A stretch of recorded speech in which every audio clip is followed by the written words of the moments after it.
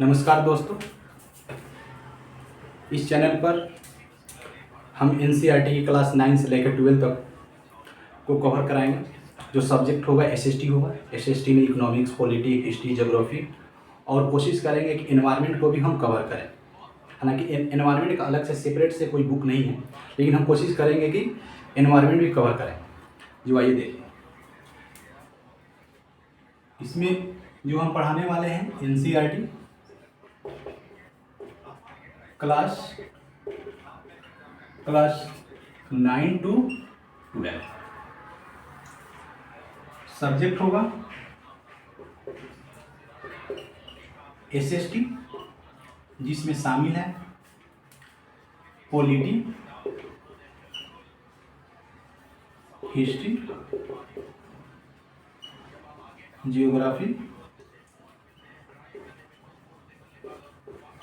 Economics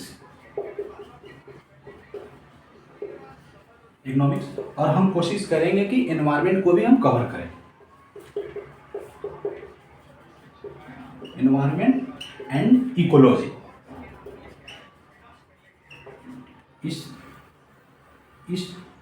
इस segment को भी हम कोशिश करेंगे कवर करने का। Thank you. और आज जो मेरा जो सब्जेक्ट होगा वो हिस्ट्री होगा, क्लास 9 का। और नेक्स्ट वीडियो में ये जो मैं वीडियो बना रहा हूँ ये 20 या 25 मिनट का वीडियो होगा, और प्रत्येक वीडियो में मैं एक टॉपिक को कवर करूँगा।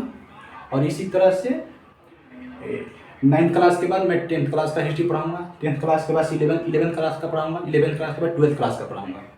आइए तो आज हम देखते हैं क्लास 9 का हिस्ट्री। जो वर्ल्ड हिस्ट्री है उसको हम लोग इंडिया एंड कंटेम्पोररी वर्ल्ड के नाम से भी जानते हैं।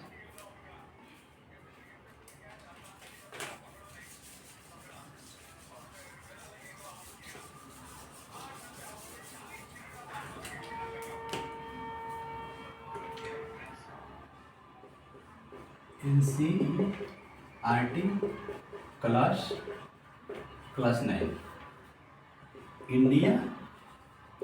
इंडिया एंड कंटेम्पोररी वर्ल्ड, मतलब कि शॉर्टकट में इसको हम लोग इस सब्जेक्ट को बोल देते हैं वर्ल्ड हिस्ट्री। तो आइए इस सब्जेक्ट को हम लोग देखते हैं। टॉपिक को एक चैप्टर को कई टॉपिक में बांटा गया है, और प्रत्येक टॉपिक को हम एक वीडियो में कवर करने का कोशिश करेंगे।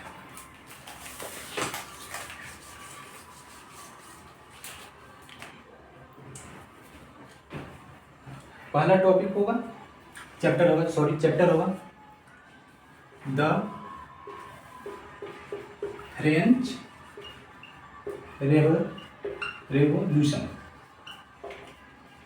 हम लोग पढ़ेंगे ये टॉपिक।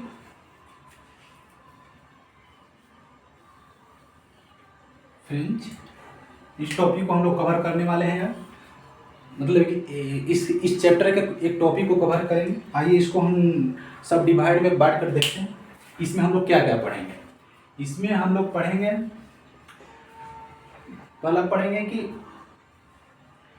पहले हम लोग देखेंगे कि फ्रांस है कहाँ। देखेंगे कि फ्रांस है कहाँ पर, वर्ल्ड में कहाँ एग्जिस्ट करता है फ्रांस। और दूसरा चीज़ हम देखेंगे कि ये रेवोल्यूशन का मीनिंग क्या होता है, what is the meaning of revolution. तो हम लोग रेवोल्यूशन का मीनिंग देखेंगे, ठीक है। फिर इसके बाद हम लोग सेकेंड टॉपिक मेरा होगा, फर्स्ट टॉपिक ये होगा, सेकेंड टॉपिक होगा मेरा। इसमें सेकेंड टॉपिक होगा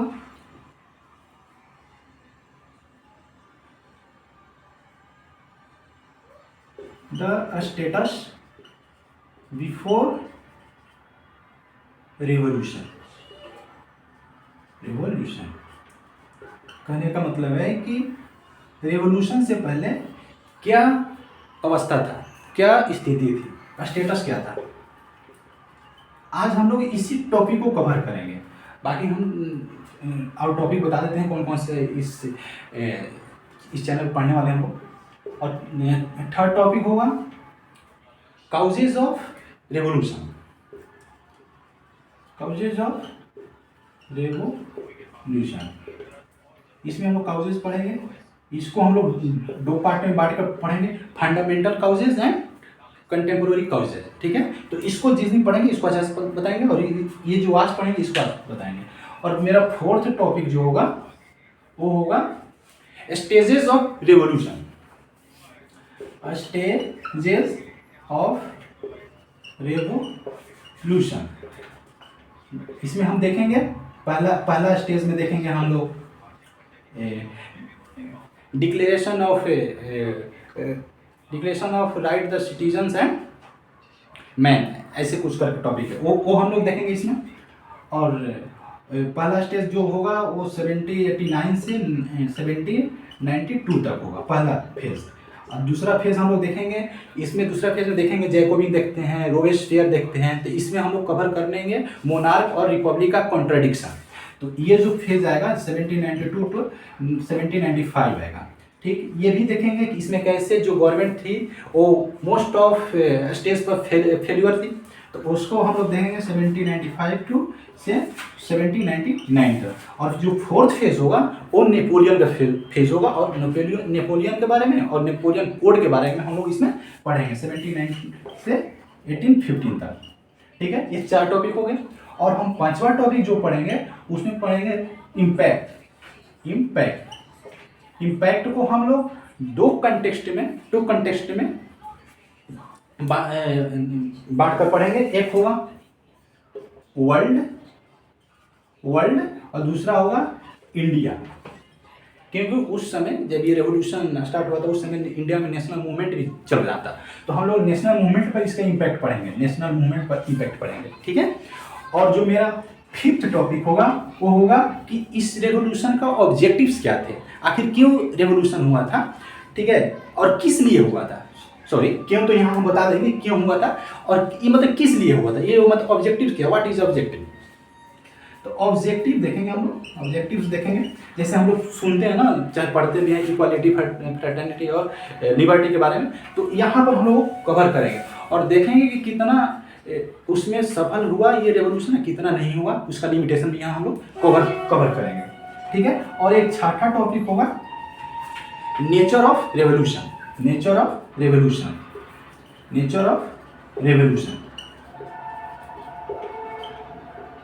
ठीक है दोस्तों, तो हम लोग 6 टॉपिक में पूरे फ्रेंच रेवोल्यूशन को देखेंगे। आज हमारा 2 टॉपिक हम यहाँ पर कवर करेंगे, फ्रांस कहाँ पर है और इसका रेवोल्यूशन का मीनिंग।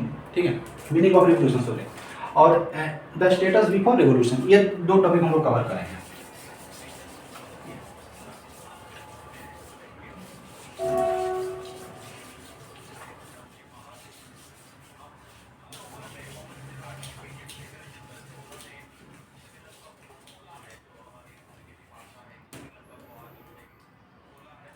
ये देखते हैं हम लोग, पहले देखें फ्रांस कहाँ है। फ्रांस यूरोप तो जानते हैं ना आप लोग, यूरोप एक कंटिनेंट है, उसी में फ्रांस, स्पेन, पुर्तगाल, ब्रिटेन ये सब एग्जिस्ट करते हैं। तो फ्रांस एक जगह है यूरोप में, फ्रांस एक जगह है यूरोप में। ठीक है, लेकिन उस दौरान क्या मतलब कि फ्रांस तक ही इसको सीमित करके ना देखा जाए, और आसपास के जितने पड़ोसी देश हैं वहाँ तक भी इसको देखना होगा, और आगे मतलब इसका कितना प्रसार हुआ था उस तक हम लोग को देखना है। ठीक है, तो एक ओवरऑल माइंड में डाल लीजिए कि फ्रांस है यूरोप में, और मैं कल, आज तो मेरे पास मैप नहीं है, मैं कल मैप में आपको दिखा दूंगा कहाँ पर फ्रांस है। ठीक है, और मेरा यहाँ आज का मेरा जो मोटिव है वो पढ़ाना है कि द स्टेटस बिफोर रेवोल्यूशन। क्या टॉपिक है, द स्टेटस बिफोर रेवोल्यूशन। ठीक है, ये आज हम लोग टॉपिक पढ़ेंगे, the status before the revolution हम लोग टॉपिक पढ़ेंगे। इसमें हम लोग देखेंगे कि रेवोल्यूशन से पहले क्या अवस्थिति थी, क्या स्थिति थी, क्या कंडीशन था, क्या स्टेटस था। तो हम लोग इसको कई सब टॉपिक में बांट कर देखेंगे। जैसे पहला टॉपिक इसमें होगा पहला टॉपिक होगा कि पॉलिटिकल स्टेटस क्या था। स्टेटस बोल दीजिए, सिस्टम बोल दीजिए, ठीक है। इसमें हम ये टॉपिक कवर करेंगे, पॉलिटिकल स्टेटस सिस्टम क्या था बिफोर 14 जुलाई 1789, मतलब कि फ्रांस रेवोल्यूशन से पहले क्या कंडीशन थे, हम आज बताने वाले थे। पॉलिटिकल कंडीशन और सिस्टम क्या था, ठीक है। दूसरा, इकोनॉमिक स्टेटस क्या था, ठीक है। तीसरा टॉपिक होगा सोशल स्टेटस क्या था। सोशल स्टेटस या कंडीशन या सिस्टम कैसा था, ठीक है। चौथा टॉपिक हम लोग करेंगे कि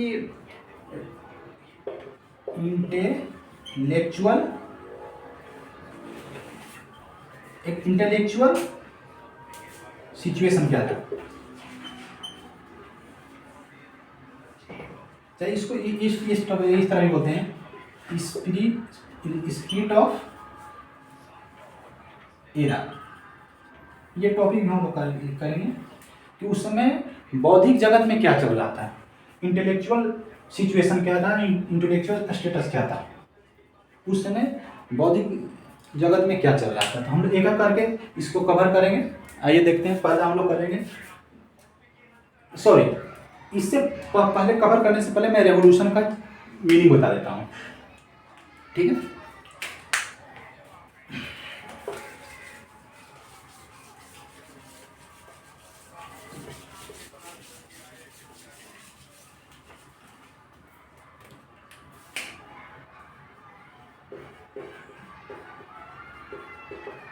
रिवोल्यूशन का मीनिंग होता है कि फंडामेंटल चेंजेस लाता है। रेवोल्यूशन जो है फंडामेंटल चेंजेस लाता है, फंडामेंटल चेंजेस लाता है। क्या बोले, brings change on large scale such as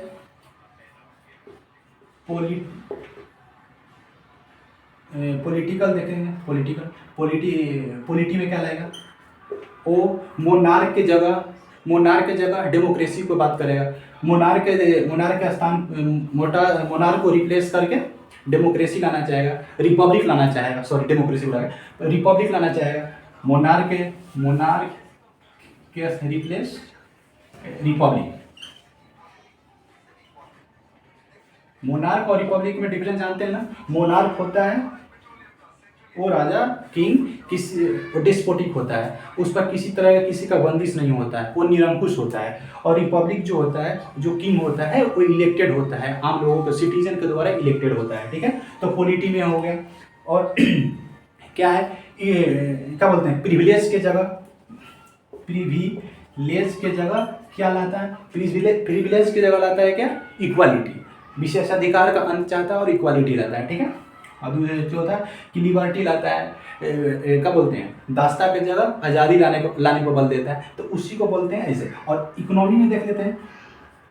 economy में क्या है, मर्केंटाइज के जगह पर कैपिटलिज्म की बात करता है। स्टेट रेगुलेटेड इकोनॉमी के जगह पर फ्री मतलब स्टेट का कोई, मतलब स्टेट रहे रूल्स एंड रेगुलेशन के लिए, लेकिन हमेशा इंटरव्यू ना करे, मतलब फ्री ट्रेड, फ्री मार्केटिंग, ऐसा। मतलब कि मार्केंटालिज्म के स्थान पर कैपिटलिज्म, पूंजीवाद, मतलब फ्री ट्रेड पर बल देता है, ठीक है ना। ये लाता है इकोनॉमी। तो इतना जानेंगे कि एक मतलब कि bring change on the large scale, एक मतलब कि स्थिति को दूसरे स्थिति में बदलने का पावर आता है रेवोल्यूशन, समझ गए। तो अब हम लोग दूसरा टॉपिक पढ़ेंगे, जो हम लोग स्टेटस बता रहे थे।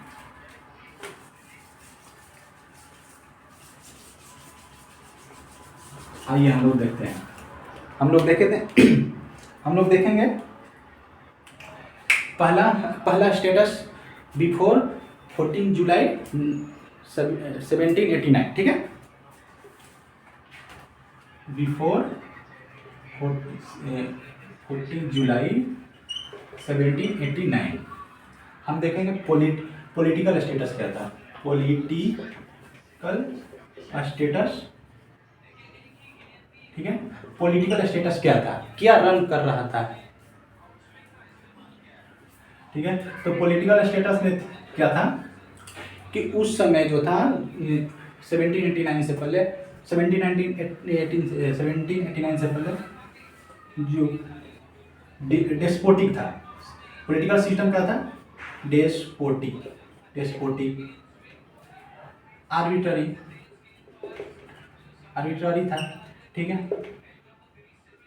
मोनार्क कभी भी रन कर, मतलब आगे भी रन कर रहा था, लेकिन डेस्पोटिक था, क्योंकि ये था मतलब किसी का किसी पर पाबंदी नहीं था, ठीक है। मतलब कि जुडिशरी, एग्जीक्यूटिव और लेजिस्लेटिव एक ही व्यक्ति में शामिल था। जैसे कि किंग में ही एग्जीक्यूटिव, लेजिस्लेटिव एंड और जुडिशरी पावर एग्जिस्ट कर रहा था एक ही व्यक्ति में, ठीक है। तो एक मान लो लुईस 16वां था, 14वां चाहे 15वां, 16वां मैं बात नहीं बोल रहा हूँ, लुई 14 या 15 में बात होता, तो वो जो क्या था, डेस्पोटिक थे और आर्बिट्ररी थे। लुई 14 का आप लोग एक कठिन का वाक्य था कि my words is the law. सोच रहे हो मतलब कि कितना उस समय का स्थिति था कि my words is the law, तो ये स्थिति था, ठीक है। पॉलिटिकल स्टेटस ये था, ठीक है। आइए आगे देखते हैं हम लोग सोशल स्टेटस देखेंगे। हम लोग देखेंगे सोशल स्टेटस।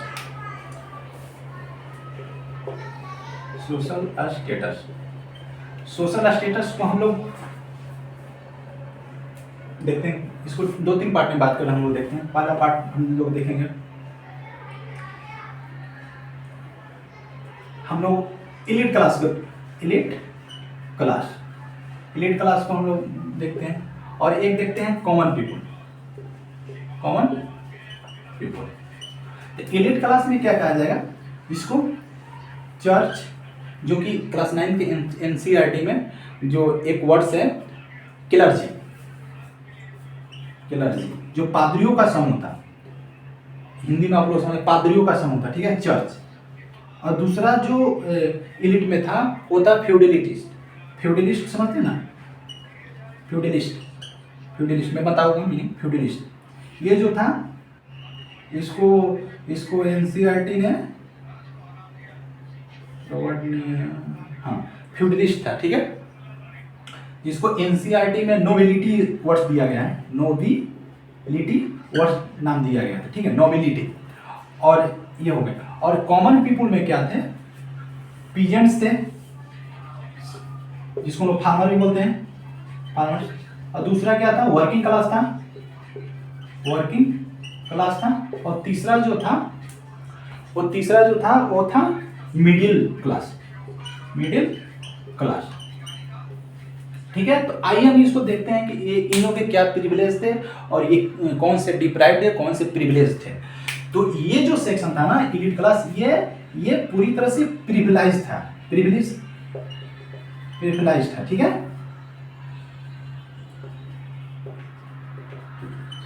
ये प्रिविलेज्ड क्लास था। और ये जो सेक्शन था ना, ये डिप्राइव्ड क्लास था। कैसे, तो आइए देखते हैं कैसे देखें। ये चर्च था ना, और ये फ्यूडलिस्ट जो थे, ये इनका पॉपुलेशन मात्र 10% ही था, 10 से 15% पर ही इनकी पॉपुलेशन थी। और बाकी 90% जो था ना, 90% पॉपुलेशन इनकी थी, और 10% जो पॉपुलेशन थी ना, इनकी थी, ठीक है। लेकिन मैक्सिमम लैंड होल्ड किए हुए थे एलीट क्लास, मतलब approx 70 to 80% land on the hand इनके हैंड में था, ठीक है। तो और 10-20% जो लैंड थे और इन लोगों के पास था, ठीक है। और दूसरा कॉमन था, बात और दिखाते हैं, बताते हैं।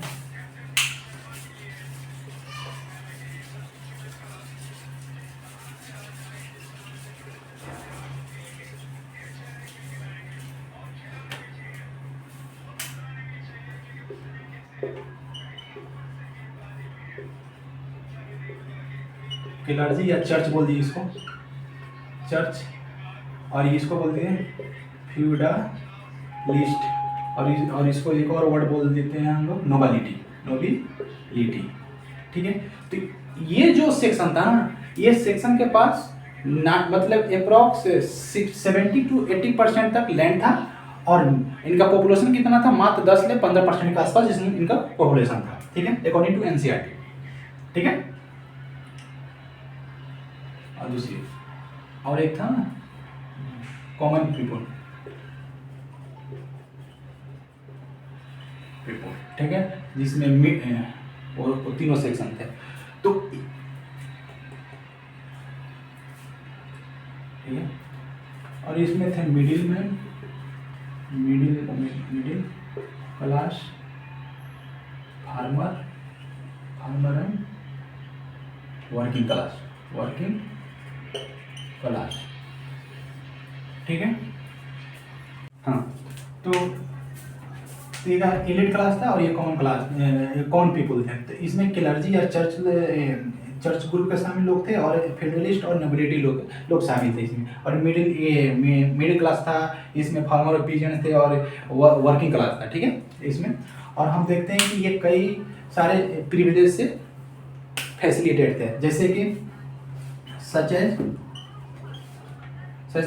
टैक्स में इनकी छूट थी, टैक्स इनको नहीं पे करना पड़ता था, टैक्स नो पे टैक्स, ये टैक्स पे नहीं करते थे, ठीक है। एडमिनिस्ट्रेशन में इनकी संख्या ज़्यादा थी, मतलब इन्हीं की मोस्ट ऑफ लोग थे, मतलब कि चर्च और नोबिलिटी के ही लोग ज़्यादातर पॉलिटिकल एडमिनिस्ट्रेशन में शामिल थे, ठीक है। और ये लोग मिडिल क्लास के लोग, मिडिल क्लास तो क्या बोलते हैं, वाणिज्य व्यापार के माध्यम से तो समृद्ध हो रहे थे, मर्चेंट के माध्यम से, चाहे एक्सपोर्ट इंपोर्ट के माध्यम से, ट्रेडिंग के माध्यम से। हम लोग देखते हैं कि उस दौरान यूरोपियन कंट्री भारत में भी ट्रेड करने के लिए आते थे। तो आप लोग, मैं एक एग्जांपल दिया, तो मिडिल क्लास ऐसे भी प्रोस्पेरिटी की ओर बढ़ रहा था, ठीक है। और फार्मर कैसे वंचित है, और ये प्रोस्पेरिटी की ओर बढ़ रहा था। इनका इकोनॉमिक स्टेटस तो आजा था, लेकिन सोशल स्टेटस उतना नहीं था जितना कि इन लोग का था।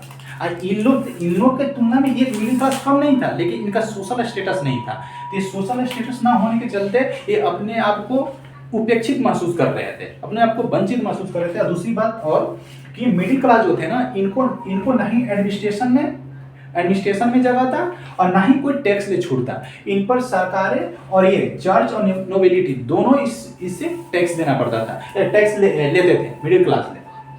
दूसरा, ये फार्मर और ये दो वर्किंग क्लास, ये दोनों चर्च को, नोबिलिटी को, दोनों को टैक्स पे करते थे।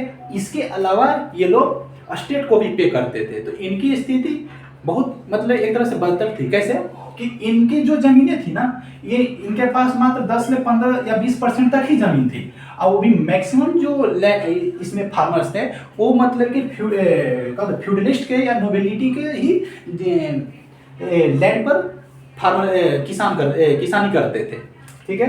तो इनका तो ये देना पड़ता था, टैक्स देना पड़ता था, और उसका जागीर का जो रकम था वो भी देना पड़ता था, और जो शेष बचता था वो स्टेट ले लेता था। इनके पास मतलब कि अपना लिए भी मतलब कि रह नहीं गया, बचता नहीं था। एक वर्ड आ जाता है ना, एक्सिस्टेंस का सवाल खड़ा हो गया, मतलब कि जिएंगे कैसे, बचेगा नहीं तो खाएंगे क्या, ये वाला स्थिति उत्पन्न हो गया था। और अब लास्ट आते हैं हम लोग, इकोनॉमिक सिचुएशन क्या था।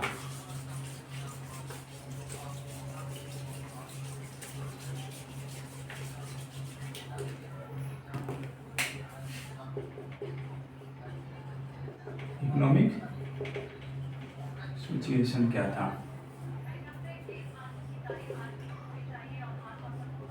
इकोनॉमिक्स में हम लोग 3 सेक्टर बांट के देखेंगे। पहला देखेंगे प्राइमरी सेक्टर, ठीक है। एक हम देखेंगे ये मतलब एक टॉपिक हो गया। ये सेकेंडरी, टर्सरी, ठीक है। तो इसमें तो हम लोग किसान के बात कर लिए हैं, खेती उती की बात कर लिए हैं, और इसमें बात करते हैं रेवेन्यू सिस्टम का। रेवेन्यू सिस्टम एक तरह से मैं रेवेन्यू सिस्टम की बात कर ही दिया कि एक वर्ड्स आते हैं टाइड, इसको हिंदी में बोलते हैं टाइड। तो ये जो होता था ना, ये चर्च लेता था, किससे?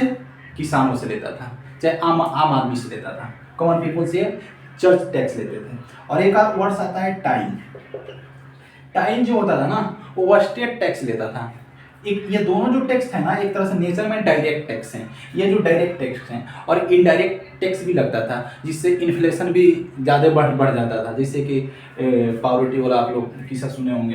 तो ठीक है, तो ये रेवेन्यू सिस्टम हम लोग ये मोटा मोटी देख ली। और देख रहे हैं मैन्युफैक्चरिंग,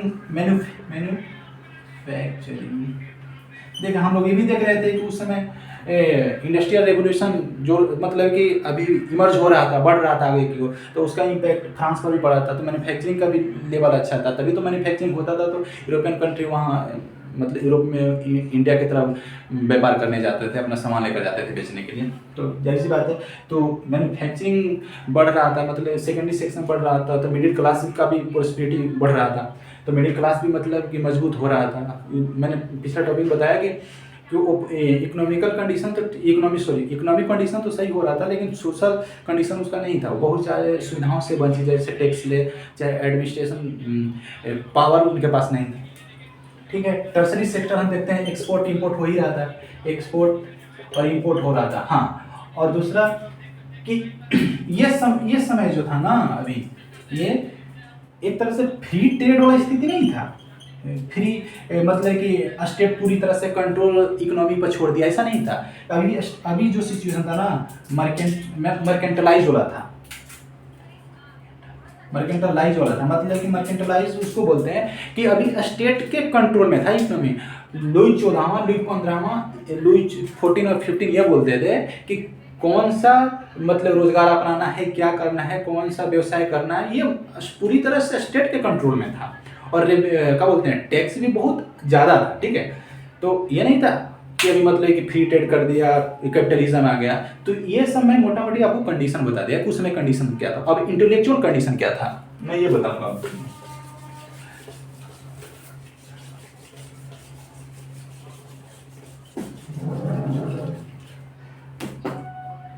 हम लोग देखेंगे इंटेलेक्चुअल कंडीशन